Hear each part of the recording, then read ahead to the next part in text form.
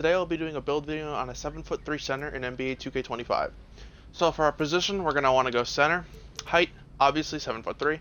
Wingspan, we're going to want to go to the minimum at 7'3". You could go 7'4", but you just lose out on some attributes we're going to be making on my version of the build. If you want to change it and have a different version, you could go 7'4", but I just feel that 7'3" is better. Weight, we have to go minimum weight. We do not want to be a slug on a build. If you are a 7'3" center and you're not minimum weight, you're an absolute slug. So we're going to want to come down and max out our physicals, max out our agility, max out our speed, max out our vertical, and we're not going to max out our strength, We're going to put it at 79. The reason we go 79 is we cannot get anything else by putting this higher. Now the reason we go 75 vertical instead of just like a 71 or anything like that to get, like, we don't get any badges from 75, is because it's been tested by NBA 2K Labs that when you have a 75 vertical, you get way better rebounding animations. And we're going to have an 80 D board on this build, and we're going to have a 70 O board. So this is going to help us grab boards, because if you don't have a 75 vertical, you do not grab boards. I have a 7'3" build with an 8-foot wingspan with a 70 vertical, and I get no boards on the build. And I have a 99 D board. It's just, you cannot get a board if you do not have 75 vertical on your build. And this is why you can't even change the weight if you wanted to, because you don't get 75 vertical if you go up 1 pound. So you have to go to minimum. And for our block, this is where we're going to use our first set of cap breakers. We're going to have a 92 block. We're going to put our first set of +5 cap breakers on this build to get Hall of Fame Paint Patroller. Now we're going to go to 84 interior defense so we can get the Hall of Fame Paint Patroller. Now if you see right here, if you just put +5 on the build, you get Paint Patroller. Obviously so. That's what we're going to do. Just showing you right there. Just make sure you have your steal and your perimeter at 34. We're not going to go any higher. We can't really afford to on this build. Now for our ball handle and speed with ball, we're going to max out. We're going to max them out. This is where you could change this if you didn't want to put like extra space somewhere. So with your speed with ball, you only need it to have a 40 to get the normal dribble style, which is what we're going to be using. And our ball handle, we only need a 65. At 65 is when we unlock every animation we need. What we're going to mainly use 65 for is the Ben Simmons signature size up. If you put this higher, you don't gain any animations, but we just gain attribute points that are going to help us, and these attribute points are so cheap, we can't really put them anywhere else. So we're just going to leave it how it is. Pass accuracy, we're going to go 75 to get silver break starter. Free throw, we're also going to have a 75. 3-point shot, this is here, again, where you can change it. We're going to have an 85 3-point. And NBA 2K also tested that at an 85 3-point with no badges, same thing with mid-range, 85 mid-range, 85 3-point, you have a pure green window, meaning if you have no badges, you can still green with an 85. Now with our mid-range, we're going to go 90 mid-range. Now the reason we go 90 mid-range instead of not 89 is because at 90, you get post-fade phenom. Now we also need our post control. We're going to have a 91 post control on this build.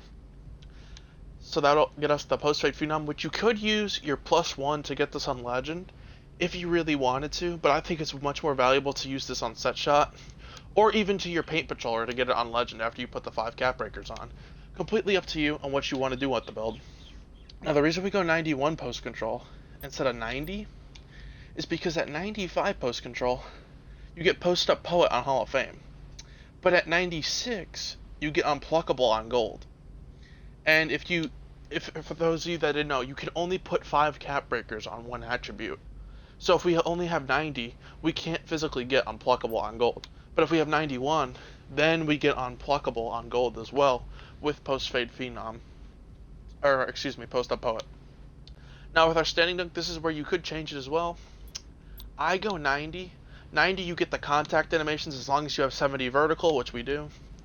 And 90 I feel like is just so good for standing dunk. I feel like that's the sweet spot. Now driving dunk, we're to max it out, 75. And here's where we're going to use our last set of cap breakers if we ever hit legend, or if Mike Wang gives out some cap breakers, who knows. We're going to have an 87 close shot, which if we use our +5, we get a 92, which gives us Paint Prodigy on gold, and we'll get Float Game on Hall of Fame. And this is the build.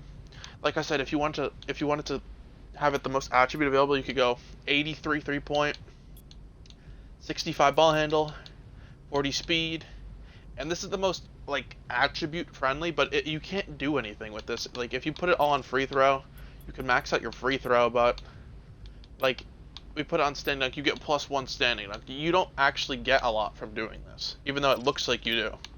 So I just think you just put it all on, and this is the build.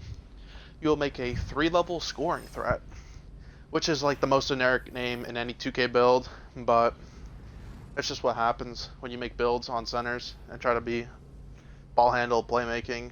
Just it's the same name. But we are a 2-way 3-level scoring threat, so I guess that is kind of unique. And how we're going to want to upgrade the build is it's completely up to you what you want to do first. But I always recommend maxing out your physicals first, because you're an absolute slug on a 7-3 if you don't max out your physicals. Now, if you want to like mostly be a post scorer, max out your finishing first. If you mainly want to be 3 and D, max out your defense, max out your 3-point. It's completely up to you and your play style alone how you want to play on this build, what you should upgrade first. See, like if you didn't even want 90 standing dunk, you could lower this down to like 70 and up your close shot. You get a 96 close shot if you want to do that. It's just the things you can change on this build cater to your play style. It's such an all-around great build. Like if you don't even want as high block, you could go way lower on the block and then get like a 95 3-point. Like yeah, you're close to a 95 standing dunk right there if you wanted to do that. It's just completely up to you on how you want to make the build. Just keep in mind what you're losing by lowering attributes. It's completely up to you, but this is my version. Just create the version of your playstyle, honestly. Don't like try to copy my build, because we aren't going to play the same type of 2K, you know? Even though we're playing the same game, we don't have the same playstyle. Even though we use the same build, we're not playing it the same way. So just play it to your playstyle, and if you don't like post controlling, and if you don't like post fading, you can completely remove this off the build and get way higher stats elsewhere. Like if you want to upgrade your pass hack, you could do that then to an 85. Just cater the build, and if you wanted to steal and defense on the build like that, you could do that as well. It's just completely up to you and how you want to play on the build. But I'm going to do my version, which is like how I like to play, obviously. And yeah, I like the 91 post control. I like post scoring in this game, and especially post fading. If you know how to rhythm shoot your post fades, it is so fun.